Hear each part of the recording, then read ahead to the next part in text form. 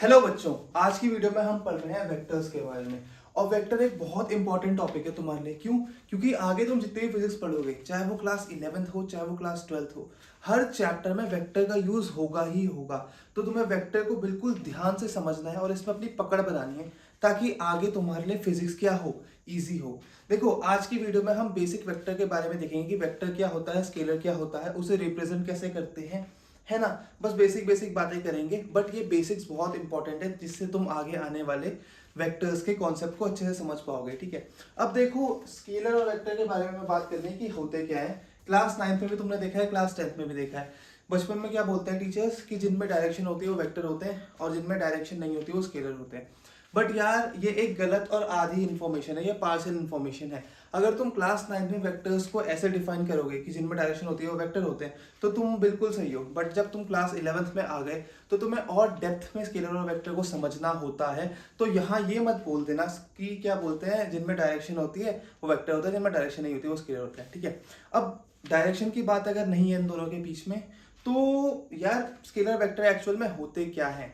देखो, बहुत टाइम पहले जब हमारे पास फिजिकल क्वांटिटीज आई बहुत सारी, तो हमने उन्हें ना दो पार्ट्स में क्लासिफाई करा, एक स्केलर एक वेक्टर में। अब लोग समझते हैं ना कि डायरेक्शन के बेसिस पे हमने क्लासिफाई कर लिया कि किसमें डायरेक्शन है, किसमें डायरेक्शन नहीं है। डायरेक्शन है तो वेक्टर, डायरेक्शन नहीं है तो स्केलर। बट ऐसा नहीं हुआ। ये जो क्लासिफिकेशन था, it was based on how we add them. कैसे हम दो फिजिकल क्वांटिटीज को ऐड कर रहे हैं, या कैसे हम फिजिकल क्वांटिटीज को ऐड कर रहे हैं, उस पे डिपेंड करता है कि वो स्केलर होगा या वेक्टर होगा। जैसे अभी पहले हमने क्या बोला, स्केलर और वेक्टर किस चीज में डिफाइन हुए, मतलब किसके बेसिस में डिवाइड हुए दो पार्ट्स में, ऑन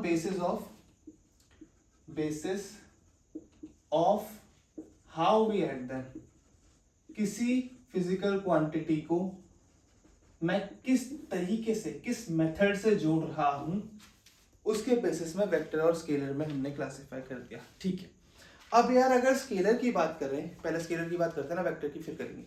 अगर मैं स्केलर क्वांटिटी की बात करूं, तो हमें पता है कि मास एक स्केलर क्वांटिटी होती है और वॉल्यूम भी एक स्केलर क्वांटिटी होती है। मैं वॉल्यूम का एक एग्जांपल लेके तुम्हें समझा रहा हूं, ठीक है, कि कैसे एडिशन की बेसिस में हमने दो चीजों को क्लासिफाई करा। ठीक है, चलो। अब देखो, अभी आपने देखा होगा, हमेशा घर में देखा होगा, बाल्टी में पड़ा हुआ रहता है पानी। ठीक है, सपोज इस बाल्टी में 20 लीटर पानी है। अच्छी बात है, 20 लीटर पानी है। अब तुम्हें नहाने जाना है, तो 20 लीटर पानी से तुम्हारा होगा नहीं कुछ। तुमने क्या बोला, मैं इसमें 10 लीटर पानी और डालूंगा। 10 लीटर पानी और डाल दिया इस बाल्टी में, इधर से। ठीक है, तो यहाँ पे जो टोटल वॉल्यूम था वो कितना हो गया, 20 + 10 30 लीटर। अब तुम बोलोगे यार ये तो बहुत सिंपल है, बट यार सिंपल चीजों से तो बेस बनाना पड़ेगा तुम्हारा। ऐसे सीधे तुम्हें भयंकर addition law, subtraction law, multiplication law समझाने लग जाऊंगा, cross multiplication, dot multiplication, basic से चलो, है ना। तो यहाँ पे वॉल्यूम कितना हो गया टोटल, 30 लीटर। अब देखो सिनेरियो बी, इसमें अभी भी मेरे पास 20 लीटर पानी है।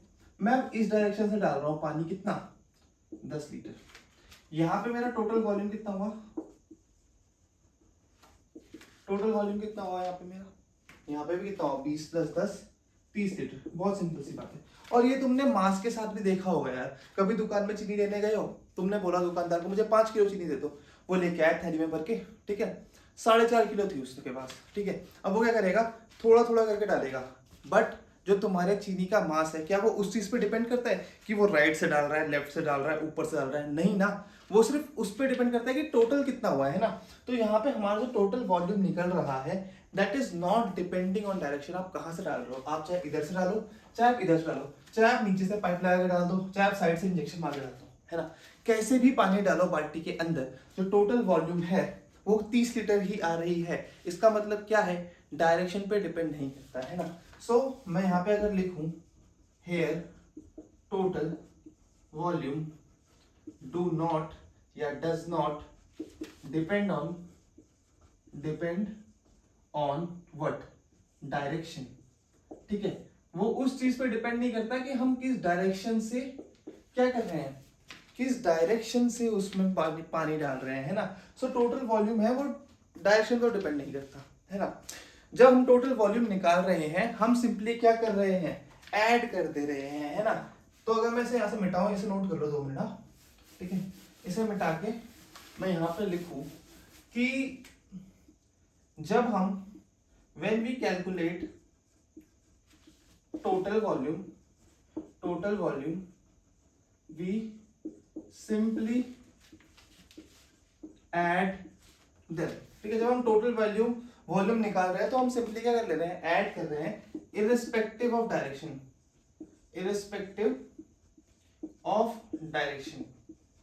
यही होता है हमारा स्केलर क्वांटिटी।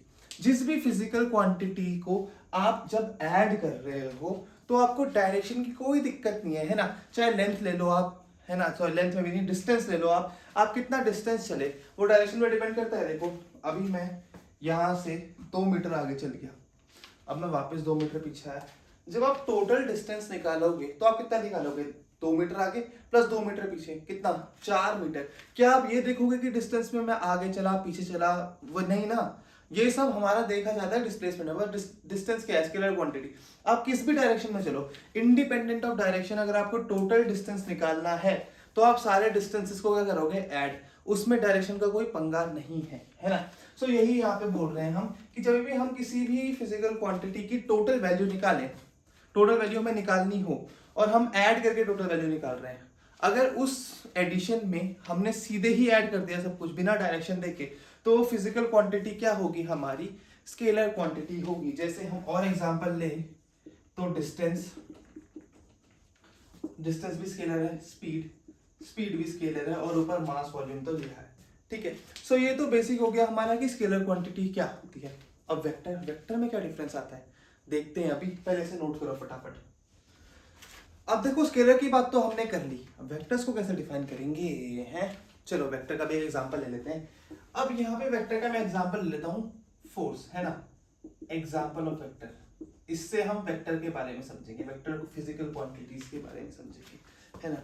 तो यार कभी ना कभी तुमने किसी सामान को धक्का तो दिया होगा, ऑब्वियस सी बात है।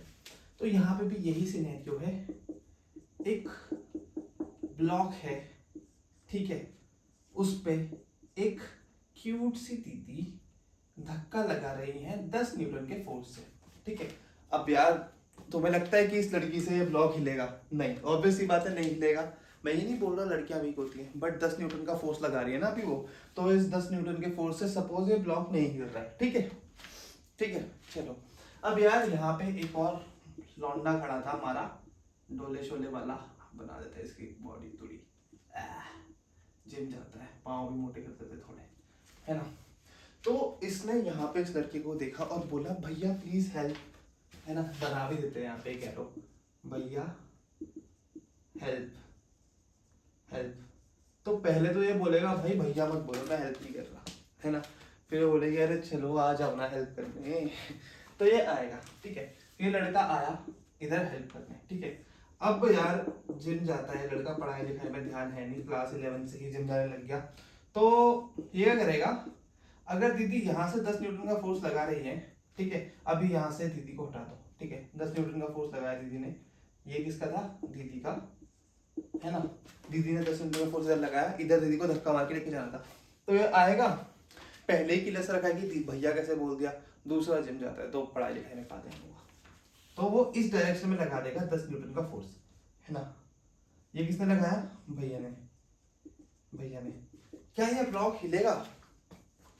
नहीं हिलेगा, क्यों, 10 न्यूटन का आगे लग रहा है, 10 न्यूटन का पीछे लग रहा है। नेट फोर्स कितना हो जाएगा, यहाँ पे, एफ नेट 0 हो जाएगा। अच्छी बात है। अब अगर एक दूसरा केस देखें कि यार वो थोड़ा इनोसेंट सा बालक था, तो उसने बोला चलो भाई दीदी की हेल्प कर देते हैं, ठीक है। तो इस बार दीदी 10 न्यूटन का फोर्स यहाँ पे लगा दिए, ये दीदी का फोर्स है, ठीक है। और यहाँ पे 10 न्यूटन का फोर्स क्या लगा रहे हैं, भैया। इस केस में टोटल फोर्स कितना हो जाएगा, अब तुम बोलोगे दोनों फोर्स सेम डायरेक्शन में है, तो एफ नेट कितना हो जाएगा, 20 न्यूटन। अब देखो यहाँ पे क्या हो रहा है, on the basis of direction force हमारा कभी 0 हो रहा है, कभी 20 न्यूटन हो रहा है ना। देखो यहाँ पे कितना हो गया एफ नेट 0, यहाँ पे कितना हो गया टोटल फोर्स 20 न्यूटन। तो इसका मतलब ये है कहीं ना कहीं कि जो फोर्स है उसका एडिशन डिपेंड करता है, या सीधे यहाँ पे देखो टोटल फोर्स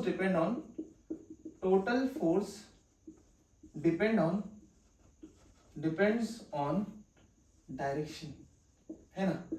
टोटल फोर्स किस पे डिपेंड करता है? डायरेक्शन में। जब आप सेम डायरेक्शन पे फोर्स लगा रहे हो तो F net 20 न्यूटन था, बट जब आप अपोजिट डायरेक्शन में फोर्स लगा रहे हो तो नेट फोर्स कितना आ गया आपका? 0, है ना। तो इसका मतलब क्या है कि जो भी वेक्टर क्वांटिटीज होंगी उनका जो एडिशन होगा that will depend on direction. आप किस डायरेक्शन पे कोई भी फिजिकल क्वांटिटी लगा रहे हो, जैसे यहाँ फोर्स की बात है तो आप किस डायरेक्शन में लगा रहे हो। आप अगर ऊपर लगाते तो कुछ और होता है ना। बेसिक से एग्जांपल समझो यार, किसी को अगर कोई सामान उठाना है, ठीक है, उठाना है ऊपर, उसने तुमसे हेल्प मांग ली कि प्लीज सामान उठाने में हेल्प कर दो, तुमने सामान को धक्का दे दिया, उठेगा वो? नहीं ना, कुछ और फोर्स की वैल्यू आएगी तभी तो नहीं उठा। अगर ऊपर उठना होता तो उठ जाता, है ना। तुम क्या करोगे? ऊपर से नीचे धक्का देने लग जाओगे, क्या बोलेगा वो? वे भाग जा, से मार पड़ेगी तेरे को। जब उठाने के लिए बोला तो ऊपर की तरफ फोर्स लगाओगे ना, है ना। तो इसका मतलब क्या है कि आप फोर्स किस डायरेक्शन में लगाते हो और कितना लगाते हो, उन दोनों चीजों पे डिपेंड कर रहा है कि नेट फोर्स, नेट रिजल्टेंट कितना आएगा, है ना। सो वेक्टर क्वांटिटीज क्या हुई? वेक्टर क्वांटिटीज वो फिजिकल क्वांटिटीज हुई जिनमें एडिशन डिपेंड करता है डायरेक्शन पे, आप किस डायरेक्शन से लगा रहे हो, है ना। डिस्टेंस में ऐसा नहीं हो रहा था कुछ, मास में ऐसा कुछ नहीं हो रहा था, और क्या बोलते हैं वॉल्यूम में भी ऐसा कुछ नहीं हो रहा था, तो वो क्या थी? स्केलर थी। अब देखो यार, यहाँ पे कुछ लोग समझते हैं कि ये क्या है हमारा सब्ट्रैक्शन का केस, ये है हमारा एडिशन का केस, ठीक है। ये क्या करते हैं बच्चे, ऐसा सोचते हैं कि ऊपर यार F net 0 हो रहा है तो यहाँ पे सब्ट्रैक्शन हो रहा है, एडिशन थोड़ा हो रहा है, और नीचे क्या सोचते हैं दोनों प्लस हो गए तो क्या बोलते हैं नेट फोर्स कितना आ गया? 20 न्यूटन। तो मैं तुम्हें एक बात समझा दूं, अभी समझाऊंगा अगली स्लाइड में, अभी बता रहा हूँ सिर्फ कि ये दोनों केस हैं, ये दोनों केस एडिशन के हैं। अब दोनों केस एडिशन के कैसे हैं वो मैं तुम्हें अगर यही समझाना चाहूँ तो मैं तुम्हें समझा सकता हूँ। वैसे देखो, अगर तुमने मेरे से वो पढ़ा है क्या, मोशन पढ़ा है ना, 1D मोशन, तो उसमें हमें पता था कि इधर पॉजिटिव एक्स होता है, इधर पॉजिटिव वाई एक्सिस होती है, इधर माइनस एक्स एक्सिस होती है, सॉरी इधर माइनस वाई एक्सिस होती है और इधर माइनस एक्स एक्सिस होती है ना। तो इस डायरेक्शन में जो भी फिजिकल क्वांटिटी होगी उसके आगे पॉजिटिव साइन होता है, और इस डायरेक्शन में जो भी फिजिकल क्वांटिटी होगी उसके आगे नेगेटिव साइन होता है। और ये जो नेगेटिव साइन है, ये नेगेटिव साइन सिर्फ और सिर्फ डायरेक्शन दिखाता है, ठीक है। मैग्नीट्यूड तो पॉजिटिव ही होता है हमेशा, ठीक है। तो ये डायरेक्शन दिखाने के लिए यूज होता है नेगेटिव साइन। अब अगर इस केस में मैं देखूं तो इसको मैंने F1 बोला, इसको मैंने F2 बोला, ठीक है, और यहाँ एक को F1 बोल दो, एक को F2 बोल दो, ठीक है। तो इस केस में क्या हो रहा है? F net कितना होगा? F1 प्लस F2, है ना। F1 कितना है मेरा? F1 देखो इस डायरेक्शन में तो पॉजिटिव ही होगा, पॉजिटिव का 10 न्यूटन, ठीक है, प्लस F2। F2 देखो मेरे अपोजिट डायरेक्शन में, अपोजिट क्या? नेगेटिव एक्स डायरेक्शन में, किसमें? नेगेटिव एक्स में। तो नेगेटिव एक्स में तो इसके आगे नेगेटिव साइन आ जाएगा अपने आप, माइनस 10 न्यूटन। तो यार देखो कितना आ गया? 10 न्यूटन माइनस 10 न्यूटन बराबर 0 न्यूटन, है ना। सो इस केस में क्या हो रहा है? जो नेट फोर्स है वो दोनों को ऐड करके ही आया, बट उसकी डायरेक्शन अपोजिट थी, तो वो क्या हो गया? कैंसिल आउट हो गया, है ना। सो यहाँ पे अगर मैं बात करूं तो मैं यहाँ पे ये लिख सकता हूं कि जो नेट फोर्स है वो F1 प्लस F2 ही है, बट सिंस, या सीधे सिंस लिखो ना, बट सिंस क्या होता है? एक चीज आएगी, since they are opposite they got cancelled, they got cancelled, है ना। सो दोनों केसेस में क्या हो रहा है? एडिशन ही हो रहा है, यहाँ भी हम एडिशन ही कर रहे हैं। तो इतनी बात तुम्हें समझ में आई तो अच्छी बात है। अब हम देख लेते हैं बेसिक डिफरेंस स्केलर और वेक्टर के बीच में।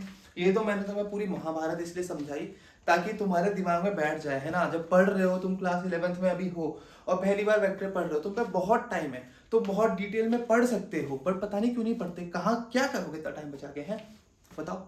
फिर रिजल्ट में अच्छे नंबर नहीं आएंगे, क्लास 12th में फिजिक्स समझ में नहीं आएगी, वेक्टर वेक्टर को समझ में नहीं आएगा, फिर तब बैठ के दोबारा वीडियो देखोगे। इससे पहले एक बार में पढ़ लो ना ढंग से, है ना। फिर ऐसा नोट करो फटाफट, फिर मैं तुम्हें डिफरेंस बताता हूँ वेक्टर्स और स्केलर के बीच में क्या होता है। अब देखो यार, स्केलर और वेक्टर में डिफरेंस देखने से पहले ना एक बार वेक्टर का बेसिक थोड़ा सा रिवीजन कर लेते हैं, क्योंकि इंपॉर्टेंट है यार वेक्टर। पूरे चैप्टर हमने वेक्टर के बारे में तो पढ़ना है, तो एक और टॉपिक थोड़ा सा तुम रिवाइज कर लो, ठीक है। तो वेक्टर में हमने क्या देखा था कि जो नेट रिजल्टेंट है, net resultant depends on direction, direction पे डिपेंड करता है। इसका मतलब क्या है? जब हम दो वेक्टर्स को ऐड करें, when we add two vectors, तो तो यहाँ पे ना मैग्नीट्यूड क्या होता है, वैल्यू, ऐसे समझ लो मैग्नीट्यूड को वैल्यू। मैग्नीट्यूड ऑफ वेक्टर क्या होता है वो निकालना सीखेंगे, बट मैग्नीट्यूड को ऐसे समझ लो वैल्यू, है ना। एक वेक्टर में क्या होता है, दो चीजें होती है, उसकी वैल्यू होती है कितना उसका मैग्नीट्यूड है प्लस उसकी डायरेक्शन। तो जो मैग्नीट्यूड होगा किसी वेक्टर का, है ना, जब हम एडिशन करेंगे दो वेक्टर्स का, जो मैग्नीट्यूड है वो इंक्रीज भी कर सकता है, में इंक्रीज और डिक्रीज, है ना। हमने देखा था ना जब ऐसे हमारे दोनों फोर्स लग रहे थे 10 न्यूटन के, तो आपका जो रिजल्टेंट था वो आ रहा था 20 न्यूटन। बट जब ये जो फोर्सेस अपोजिट हो गए, 10 न्यूटन इधर और 10 न्यूटन इधर, ठीक है, तो जो हमारा नेट फोर्स आया वो कितना आया, 0 न्यूटन। तो यार देखो 10 से इस केस में इंक्रीज हुआ और इस केस में क्या हुआ, डिक्रीज। तो जब भी हम दो वेक्टर्स को ऐड करते हैं तो मैग्नीट्यूड इंक्रीज भी हो सकता है और डिक्रीज भी हो सकता है डिपेंडिंग ऑन द डायरेक्शन, ठीक है। तो दूसरा पॉइंट हमारा यही है, it depends on direction, it depends on direction. और अगर आप मोर स्पेसिफिक हो जाए, अगर आप ज्यादा स्पेसिफिकली उसे बताना चाहें तो आप बोल सकते हो वो डिपेंड करता है किसमें, एंगल बिटवीन वेक्टर्स, है ना। किस पे डिपेंड करता है, एंगल बिटवीन वेक्टर्स। हम एंगल निकालते हैं दो वेक्टर्स के बीच का और उस पे डिपेंड करता है कि आपका रिजल्टेंट क्या आएगा, है ना, जब हम दो वेक्टर्स को ऐड करें, ठीक है। देखो इस केस में एंगल आपका 0 डिग्री था, दोनों वेक्टर्स पैरेलल थे तो आपका 20 न्यूटन आया रिजल्टेंट। अब इस केस में क्या 180 डिग्री एंगल था तो आपका रिजल्टेंट कितना आया, 0 न्यूटन आया, है ना। सो ये बेसिक है आपके वेक्टर की, ठीक है। अब वेक्टर और स्केलर के बीच में क्या डिफरेंस होता है कोर, वो देख लेते हैं, ठीक है, फिर आगे और चीज़ से बात करेंगे। अब देखो यार, हम स्केलर क्वांटिटी और वेक्टर क्वांटिटी को साइड बाय साइड कंपेयर करें तो हम क्या बोलेंगे। स्केलर क्वांटिटी क्या होता है, those quantities, those physical quantities which have magnitude, ठीक है, कुछ ना कुछ मैग्नीट्यूड तो होगा, ठीक है, मे और मे नॉट हैव डायरेक्शन। मतलब डायरेक्शन स्केलर क्वांटिटी में हो भी सकती है और नहीं भी हो सकती है ना। आज तक आप क्या सोच रहे थे कि स्केलर में डायरेक्शन नहीं होती, वेक्टर में डायरेक्शन होती है, बट अब मैं क्या बोल रहा हूँ कि स्केलर क्वांटिटी में भी डायरेक्शन हो सकती है। अभी बताऊंगा मैं आपको, पहले आप डेफिनेशन देख लो, ठीक है। तो वो फिजिकल क्वांटिटीज जो जिनके पास मैग्नीट्यूड होता है और डायरेक्शन हो भी सकती है नहीं भी हो सकती, ठीक है। और क्या खास बात है इनकी, ये फॉलो करते हैं scalar law of addition. Scalar law of addition क्या होता है, बेसिक हमारा मैथ्स वाला एडिशन, है ना, मैथ्स एडिशन। मतलब 2 + 2 = 4, 3 + 3 = 6, 4 + 4 = 8। तो बेसिक मैथमेटिक्स के रूल्स यहाँ पे अप्लाई होते हैं, ठीक है। इन फिजिकल क्वांटिटीज में डायरेक्शन का कोई पंगा नहीं है एडिशन के केस में, ठीक है। स्केलर एडिशन होता है, बट इन फिजिकल क्वांटिटीज के पास डायरेक्शन हो सकती है, ठीक है। तो स्केलर क्वांटिटी में आप 3 पॉइंट याद रखो। पहला पॉइंट मैग्नीट्यूड तो होगा ही होगा, दूसरा पॉइंट डायरेक्शन हो भी सकती है नहीं भी हो सकती, ठीक है। तीसरा पॉइंट स्केलर एडिशन होता है इनका, यानी बेसिक मैथ्स वाला एडिशन, 2 + 2 = 4, है ना। वेक्टर्स में ऐसा नहीं होता, वेक्टर्स में 2 + 2 = 4 नहीं होता, हो भी सकता है नहीं भी हो सकता, ठीक है। देखा था हमने लास्ट केस में, ठीक है। तो इसका अगर मैं एग्जांपल आपको बोलूं तो ले सकते हो आप distance, mass, speed, current and many more, ठीक है। Current and many more, current का भी देखेंगे, ठीक है, करंट भी हो सकता है। अब वेक्टर की अगर मैं बात करूं, वेक्टर क्वांटिटीज क्या होती हैं, those physical quantities which have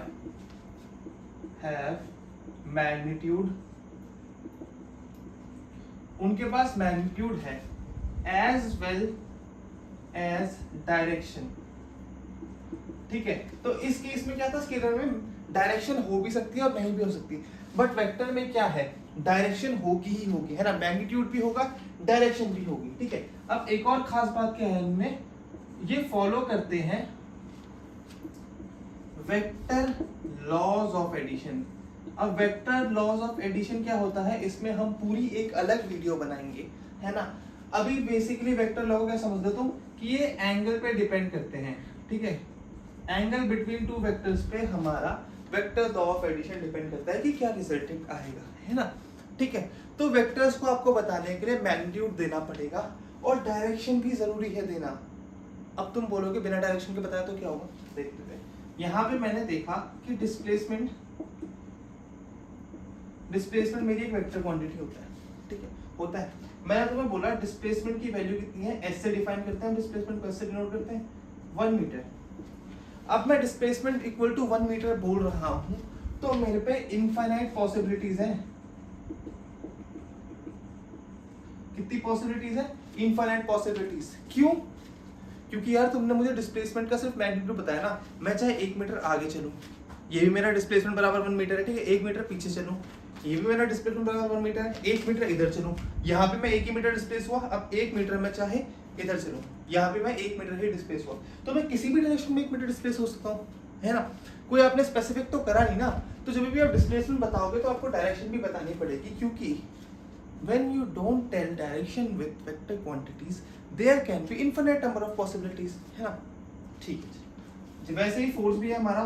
अगर मैंने 10 न्यूटन का फोर्स बोल दिया, फोर्स बराबर 10 न्यूटन, तो किधर 10 न्यूटन, इधर इधर इधर, ऊपर नीचे किधर, सो वो भी आपको स्पेसिफाई करना पड़ेगा। वेक्टर क्वांटिटीज में आपको मैग्नीट्यूड के साथ साथ डायरेक्शन भी स्पेसिफाई करनी पड़ती है, और वो फॉलो करते हैं हमारे वेक्टर लॉज ऑफ एडिशन, यानी जो इनका एडिशन होगा, यहाँ पे 2 + 2 = 4 आप नहीं बोल सकते, एंगल देखना पड़ेगा, एंगल पे डिपेंड करेगा, ठीक है। चलो अब बात आती है यहाँ पे जो मैंने मे और मे नॉट हैव डायरेक्शन लिखी है ना, इससे कई लोगों के पेट में ना अपच हो गया होगा, उनको खुजली हो रही होगी कि ये क्या है। आज तक तो हमने पढ़ा था स्केलर में क्या होता है, डायरेक्शन नहीं होती, आपने ऐसे कैसे बोल दिया। अभी बताता हूँ तुम्हें मैं, ठीक है, फटाफट से नोट कर फिर बताता हूँ कि स्केलर में डायरेक्शन कब आती है। अब देखो हम बात कर रहे हैं ऐसी स्केलर क्वांटिटी कौन सी है ना, कौन सी ऐसी स्केलर क्वांटिटी है जिसमें डायरेक्शन भी है, ये तुम्हें याद रखना है, क्योंकि यहाँ से सवाल आ सकता है ना, कि 3-4 ऑप्शन दे देगा, पूछ लेगा which of the following scalar quantities have direction, तो वो तुम्हें क्या करना पड़ेगा, टिक करना पड़ेगा। या 3 वेक्टर क्वांटिटी दे देगा, एक ये वाली स्केलर क्वांटिटी दे देगा, और पूछेगा कि इन सब में से कौन सी स्केलर क्वांटिटी है। अब तुम कंफ्यूज होगे, क्यों, क्योंकि चारों के पास डायरेक्शन होगी, तो इसलिए तुम्हें इसको याद रखना है, इसको थोड़ी ज़्यादा इज्जत देनी, तवज्जो देना है, ठीक है, वेक्टर्स में। चलो, तो स्केलर में डायरेक्शन क्या होता है हमारा, current is a scalar quantity but have direction. अब मैं तुम्हें पहले ही बता रहा हूँ कि करंट हमारा स्केलर क्यों है। देखो हमें पता है करंट की डायरेक्शन होती है, पॉजिटिव टू नेगेटिव फ्लो करता है, बट वो वेक्टर क्यों नहीं है, स्केलर क्यों है, because of how we add them, because of how we add it, है ना। हमें सबको पता है कि अगर ये मेरा एक सर्किट है, ठीक है, इसमें यहाँ पे बैटरी लगी हुई है, ये पॉजिटिव टर्मिनल है, नेगेटिव टर्मिनल, करंट फ्लो होता है फ्रॉम पॉजिटिव टर्मिनल और वापस आता है किसमें, नेगेटिव टर्मिनल में। तो positive terminal to negative terminal हमारा क्या करता है, करंट फ्लो करता है। सो डायरेक्शन तो है, डायरेक्शन तो है क्या, फ्रॉम पॉजिटिव टू नेगेटिव, ठीक है, सही है, डायरेक्शन है। अब अगर मुझे करंट को ऐड करना है तो कैसे करूंगा, है ना, क्योंकि देखो वेक्टर्स और स्केलर के बीच में जो अभी तक तुम्हें लग रहा था डायरेक्शन का फर्क होता है, तो डायरेक्शन तो इसमें भी आ गई, तो ये एक ऐसी क्वांटिटी है जिसमें मैग्नीट्यूड भी है, डायरेक्शन भी है। अब हमें तीसरी चीज देखनी पड़ेगी कि हम ऐड कैसे कर रहे हैं स्केलर या वेक्टर में क्लासिफाई करने के लिए, है ना। अगर इसमें डायरेक्शन नहीं होती तो मैं सीधे वेक्टर में रख देता, सॉरी स्केलर में रख देता, बट अब इसमें डायरेक्शन है तो मुझे देखना पड़ेगा कि मैं इसको ऐड कैसे कर रहा हूँ। तो कैसे ऐड करते हो आप करंट को, है ना, आज तक कभी करा है, एक तार है, क्लास 10th में करा है, आईसीएसई वालों ने, ऑब्वियसली सीबीएसई वालों ने भी करा होगा। एक तार है जिसमें करंट आ रहा है 10 एम्पेयर, दूसरी तार में आ रहा है 20 एम्पेयर, तो इस तार में टोटल करंट कितना आ जाएगा। अगर नहीं आता तो मैं आपको बता देता हूँ, यहाँ पे रखता है किरचॉफ जंक्शन लॉ, ठीक है, ये बड़ा बड़ा नाम है बस ऐसे। इसका लॉ का मतलब क्या है, ये जो पॉइंट है ना, इस पॉइंट पे तीनों तारे मिल रही है ना, सो इस पॉइंट में जितना करंट आएगा, जितना करंट इस जंक्शन पे आएगा वही आउटगोइंग के बराबर होगा, है ना। तो इसका मतलब क्या है यार, करंट क्या होता है, rate of flow of charges, है ना। तो तार के अंदर कहीं ना कहीं चार्जेस, इलेक्ट्रॉन्स फ्लो हो रहे होंगे, है ना। तो ये जो हमारा किरचॉफ्स जंक्शन लॉ है वो क्या बोलता है कि किसी एक 3 तार के जंक्शन पे जितने हमारा इनकमिंग, जितने चार्ज अंदर आ रहा होगा ना उतना ही बाहर निकल रहा होगा, है ना। वही है, जितना करंट अंदर आ रहा है, जितना करंट अंदर आ रहा है इनकमिंग, जितना अंदर आ रहा है उतना बाहर निकल जाएगा। तो अंदर कितना आ रहा है 10 और 20 कितना 30, बाहर कितना निकल जाएगा 30 एम्पियर। अब देखो यहाँ पे जो हमने नेट करंट निकाला ना, टोटल करंट जो हमने निकाला, उस पे हमने ये जो एंगल है इसका कोई पंगा नहीं करा। सपोज यहाँ पे एंगल 60 डिग्री है और मैं दूसरा केस बना दूं ऐसा, यहाँ पे आ रहा है मेरा 10 एम्पियर और यहाँ पे आ रहा है मेरा 20 एम्पियर। इस केस में मेरा जो टोटल एंगल है वो 180 डिग्री है, फिर भी इस तार में 30 एम्पियर ही करंट जाएगा। क्यों ऐसा? क्योंकि करंट हमारी स्केलर क्वांटिटी है, इसका जो एडिशन है वो स्केलर एडिशन होता है, बेसिक मैथ्स वाला एडिशन ही होता है ना। ये हमें किरचॉफ्स जंक्शन लॉ से ये पता है कि इनकमिंग करंट यानी इस जंक्शन में कितना करंट आ रहा है टोटल, इस पॉइंट पे आ कितना रहा है, इस पॉइंट पे आ कितना रहा है, 20 इधर से आ रहा है 10 इधर से आ रहा है, तो जाएगा कितना टोटल 30 जाएगा। ठीक है, जितना आ रहा है उतना जाएगा। सो ये हमें दोनों तरीके से प्रूफ हो गया। क्या पहली बात तो क्या प्रूफ कर रहा हमने, कैसे प्रूफ करा, किरचॉफ जंक्शन लॉ लगा के। ठीक है, दूसरी बात क्या पता चली हमें कि करंट क्या है, स्केलर क्वांटिटी है, उसका जो एडिशन होता है वो स्केलर एडिशन होता है, but it has a direction. ठीक है, तो आज के बाद आपको ये बात ध्यान रखनी है कि वेक्टर और स्केलर में किस चीज का अंतर होता है। मेन डिफरेंस क्या होता है कि हम उन्हें ऐड कैसे कर रहे हैं, डायरेक्शन का मेन डिफरेंस नहीं होता, मेन डिफरेंस होता है कि हम ऐड कैसे कर रहे हैं। ठीक है, समझ आई ना, क्योंकि डायरेक्शन तो स्केलर क्वांटिटी के पास भी है ना। अब कुछ लोग करंट को टेंसर बोलेंगे, टेंसर, उनकी बातों को ना ऐसा दिमाग से निकाल देना है ना, क्योंकि वो आपके सिलेबस में नहीं है। जब आप इंजीनियरिंग मैथमेटिक्स पढ़ोगे आगे तो आपकी फिजिकल क्वांटिटीज और फर्दर डिवाइड होगी इन टेंसर क्वांटिटीज, सिर्फ नाम है। ठीक है, मैं तुम्हें बता रहा हूँ क्योंकि तुम्हारे साथ वाले कहीं तुम्हें ऐसे बोले ना कि टेंसर क्वांटिटी भी तो होता है ना, तो उन्हें बोलना भाई राम राम, हमें नहीं पता। ठीक है, हमें उतना पता है जितना हमारे सिलेबस में, और हमारे सिलेबस के हिसाब से current is a scalar quantity, और हमें कभी भी कोई भी पूछेगा करंट क्या होती है तो हम स्केलर क्वांटिटी ही बोलेंगे, वही हमारा करेक्ट आंसर होगा। ठीक है, तो फटाफट इसे नोट करो। अब हम देखते हैं कि किसी वेक्टर क्वांटिटी को हम रिप्रेजेंट कैसे करें, क्योंकि स्केलर अलग है वेक्टर अलग है, तो उनका रिप्रेजेंटेशन भी अलग अलग होना चाहिए ना, होना चाहिए, तो वही देखेंगे हम अभी। फटाफट इसे नोट करो। अब देखो वेक्टर को हम रिप्रेजेंट कैसे करते हैं, है ना, वेक्टर को रिप्रेजेंट कैसे करेंगे। देखो हमें पता है वेक्टर में मैग्नीट्यूड तो होता ही होता है, ठीक है, उसके साथ एक डायरेक्शन भी एसोसिएटेड होती है ना। सो हम वेक्टर को कैसे रिप्रेजेंट करते हैं, कोई भी मैग्नीट्यूड ले लेंगे मल्टीप्लाई बाय डायरेक्शन, तो वो क्या बन जाएगा, हमारा वेक्टर क्वांटिटी बन जाएगा। ठीक है, उसकी मैग्नीट्यूड एंड उसकी डायरेक्शन। ठीक है, हम उस वेक्टर को रिप्रेजेंट कर सकते हैं बाय एन एरो। ठीक है, एक एरो से हम वेक्टर को रिप्रेजेंट कर सकते हैं, है ना, जैसे हम अभी तक करते आ रहे थे, है ना। देखो अगर ये मेरे पास एक ब्लॉक है, इस पे मैंने आगे लगाया फोर्स 10 न्यूटन का, तो मैं क्या बोलूंगा, फोर्स बराबर 10 Newton in positive x direction, है ना। ये वाली डायरेक्शन क्या होती है, पॉजिटिव एक्स होती है ना, ये प्लस एक्स होती है, ये प्लस वाई होती है, ये माइनस वाई होती है, ये माइनस एक्स होती है। ठीक है, तो फोर्स मेरा इधर लग रहा है अभी 10 न्यूटन का।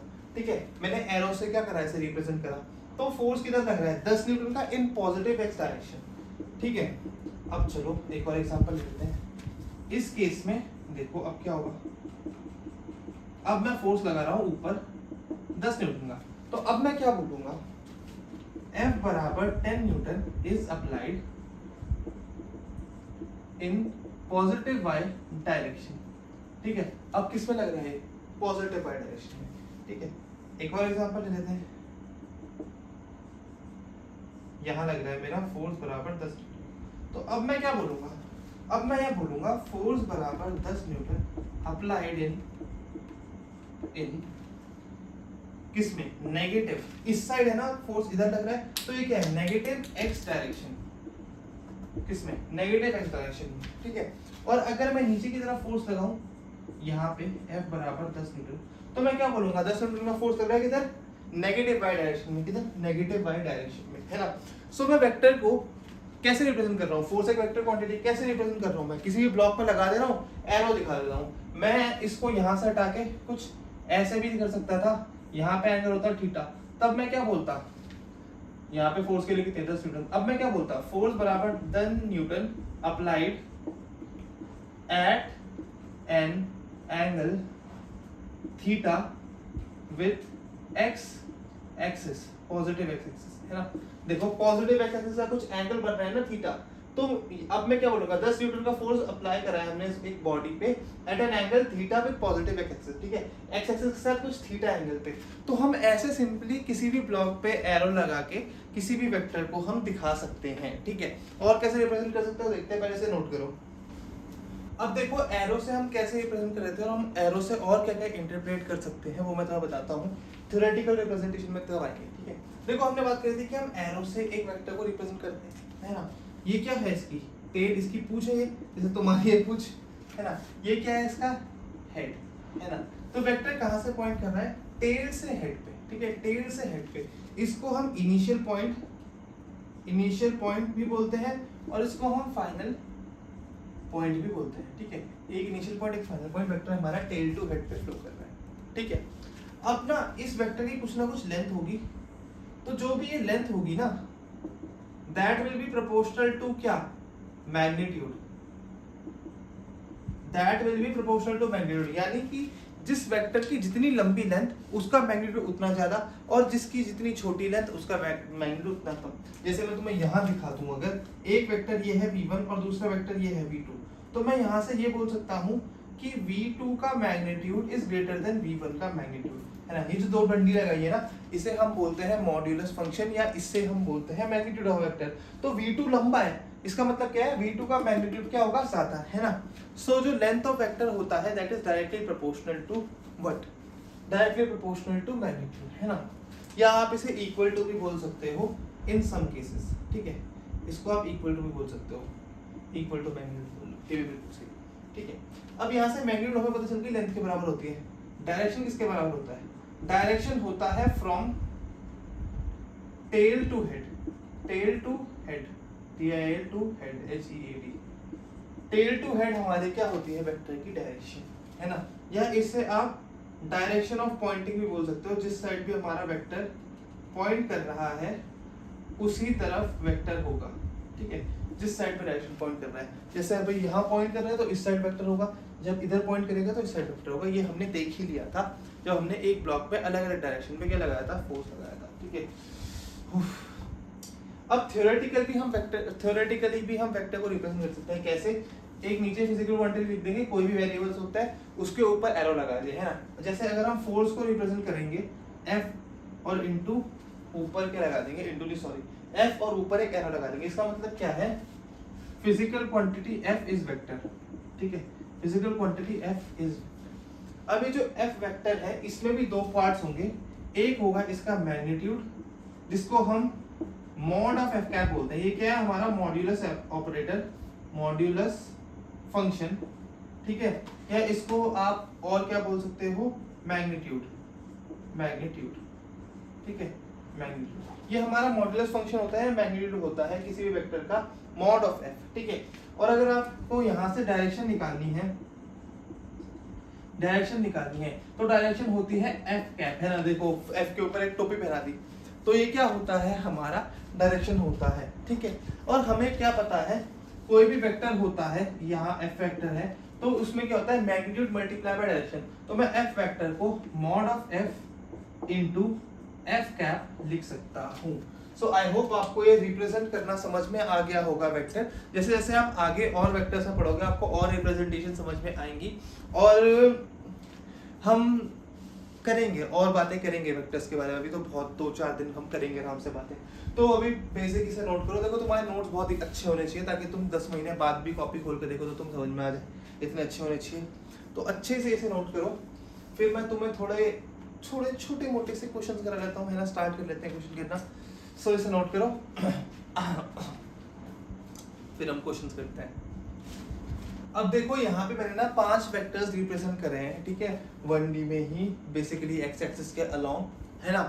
उनकी लेंथ कुछ अलग अलग है और अलग अलग डायरेक्शन में पॉइंट कर रहे हैं। आपको क्या बताना है, उन वेक्टर का मैग्नीट्यूड बताना है, उनकी डायरेक्शन बतानी है और टोटल वेक्टर कैसे लिखेंगे हम, ठीक है, मैग्नीट्यूड प्लस डायरेक्शन वो कैसे बताएंगे हम, ठीक है। देखो पहली बात तो ये समझो कि जो ये ब्लॉक है, एक एक ब्लॉक वो कितने का है, 1 न्यूटन का है, ठीक है। हमें पता है लेंथ किसके बराबर होती है, मैग्नीट्यूड के, है ना, मैग्नीट्यूड के, है ना। Length is directly proportional to magnitude, है ना।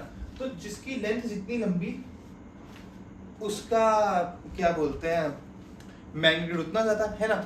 और हमने एक और बात देखी कि जो एक डब्बा है वो 1 न्यूटन का है ना। तो जिसकी लेंथ एक डब्बे से बराबर होगी वो 1 न्यूटन का, जिसकी 2 डब्बे बराबर होगी वो 2 न्यूटन का, जिसकी 3 डब्बे बराबर होगी वो 3 न्यूटन का। ये हमने बेसिक ग्राफ्स में भी कराया है ना, जब हम बचपन में ग्राफ पढ़ते थे। देखा है ना, एक ब्लॉक को हमने 1 यूनिट का मान लिया, कभी 10 का मान लिया, 20 का मान लिया, ये आप कुछ भी मान सकते हो। यहाँ पे 1 यूनिट है, मैं इसको 10 न्यूटन भी कर देता हूँ, चलो मैं 10 न्यूटन कर दिया। अब बताओ इस एक ब्लॉक की जो हमारा वेक्टर है इसका मैग्नीट्यूड कितना होगा। एक ब्लॉक कितने का, 10 न्यूटन का, तो ये भी 10 न्यूटन का होगा। ये वाला कितने न्यूटन का होगा बताओ, इसका मैग्नीट्यूड कितना होगा। 2 बॉक्स हैं तो 20 न्यूटन।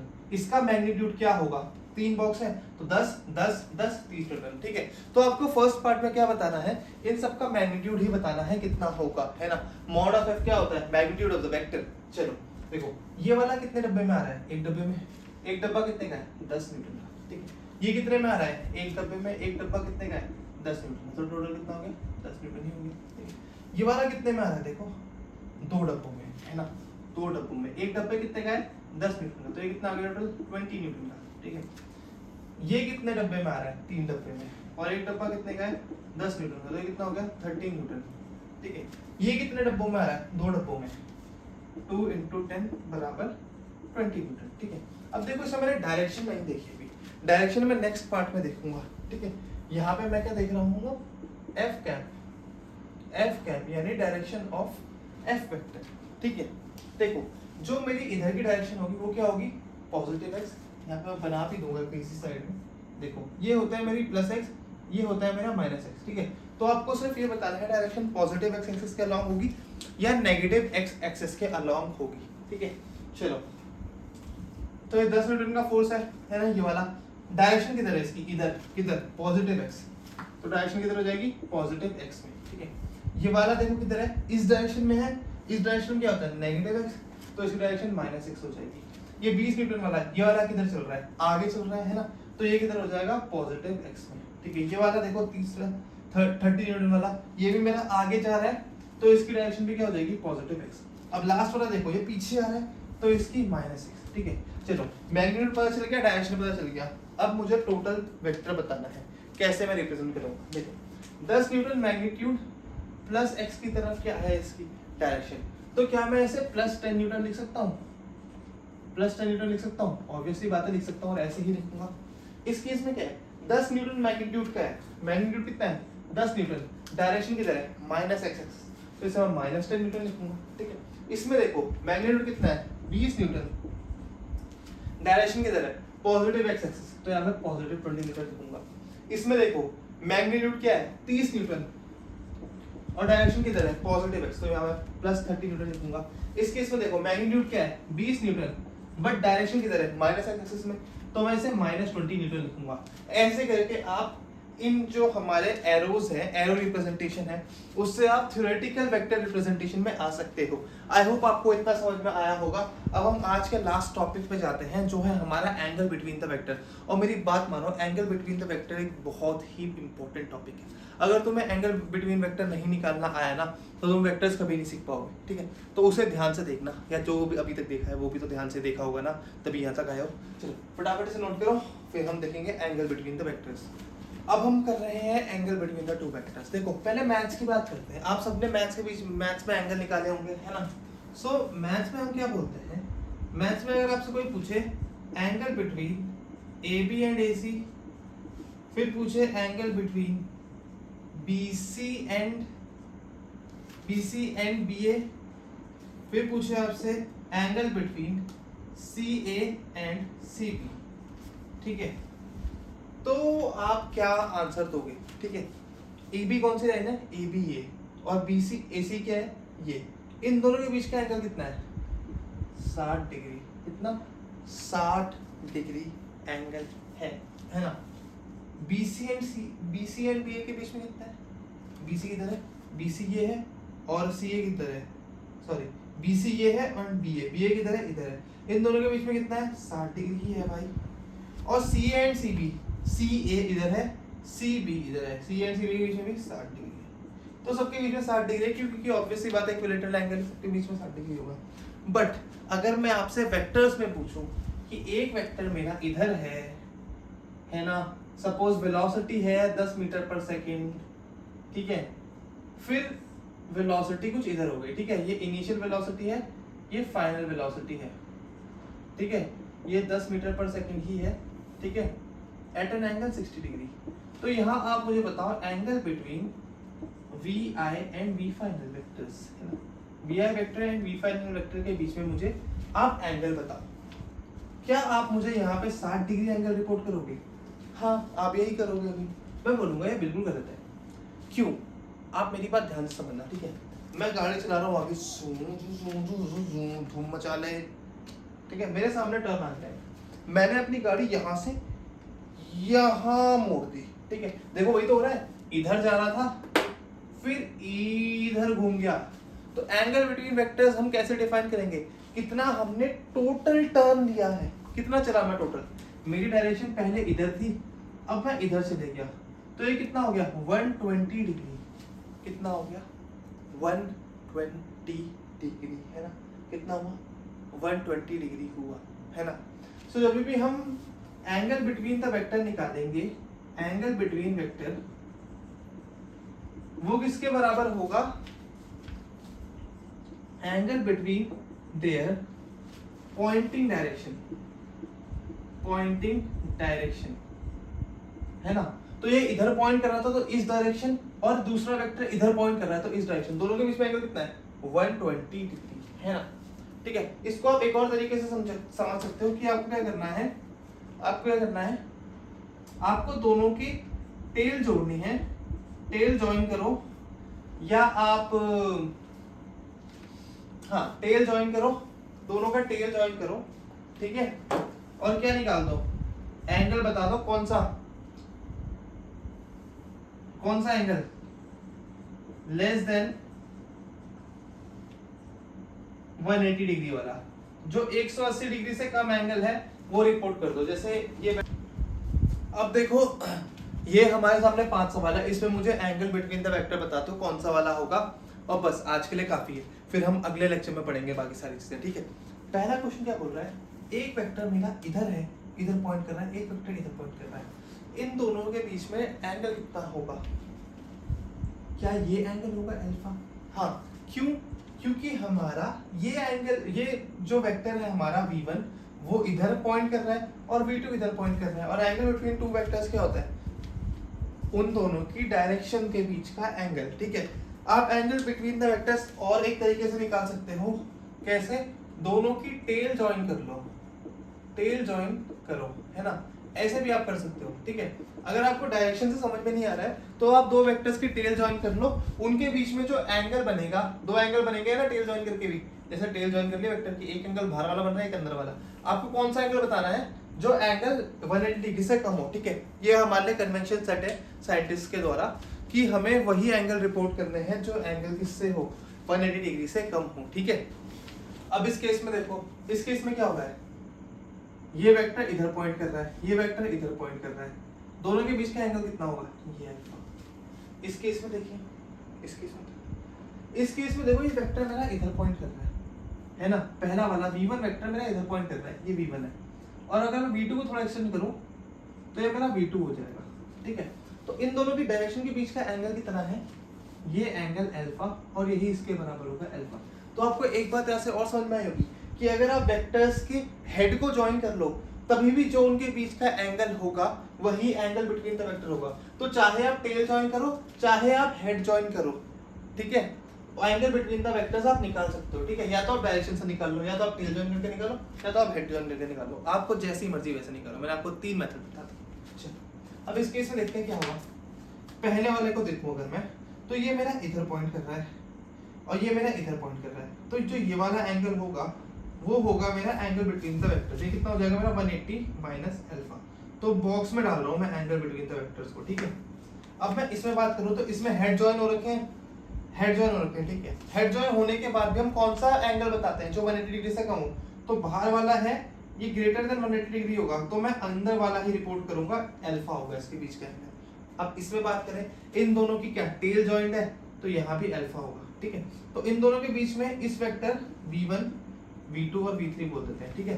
v1 एंड v2 के बीच में कितना है, v1 और v2 के बीच में 180 माइनस अल्फा, ठीक है। V1 एंड ये भी V1 हो गया क्या, ये V3, V1 एंड V3 के बीच में कितना है, ये V1 ये V3 alpha, V3 and V2 के बीच में कितना है, ये V3 ये V2, कितना आ गया यहाँ पे, ठीक है ठीक है। तो आई होप तुम्हें समझ में आया होगा। अब इसकी अगर मैं बात करूँ तो ये भी बहुत आसान है, ये वेक्टर इधर पॉइंट कर रहा है, ये वेक्टर इधर पॉइंट कर रहा है, ये एंगल अल्फा, ये वेक्टर इधर पॉइंट कर रहा है, ये इधर पॉइंट कर रहा है, एंगल अल्फा, ये इधर पॉइंट कर रहा है, ये इधर पॉइंट कर रहा है, एंगल अल्फा, ये इधर पॉइंट कर रहा है, ये इधर पॉइंट कर रहा है, एंगल अल्फा, ये इधर पॉइंट कर रहा है, ये इधर अल्फा, ये इधर जा रहा है, इधर जा रहा है अल्फा, है ना। सो आई होप तुम्हें आज का लेक्चर समझ में आया होगा, और अगर समझ में आया है तो तुम शायद सब्सक्राइब कर सकते हैं। क्यों? क्योंकि मैं तुम्हारे लिए ऐसे ही बहुत डिटेल्ड में लेके आऊँगा वीडियोस को। आज जेन्युइनली मेरी हालत ख़राब नहीं है, मेरे पैर में इंजरी हो रखी है, मतलब चलने में भी पाँव में दर्द हो रहा है एंड थोड़ा बुखार भी है, तो प्लीज़ बेयर करना, आज मेरी एनर्जी लेस होगी थोड़ी अगर, तो है ना, गला भी दर्द कर रहा है, बट फ्रॉम टुमारो ऑनवर्ड्स अपनी तबीयत थोड़ी अच्छी हो जाएगी, तो I will record highly energetic videos for you.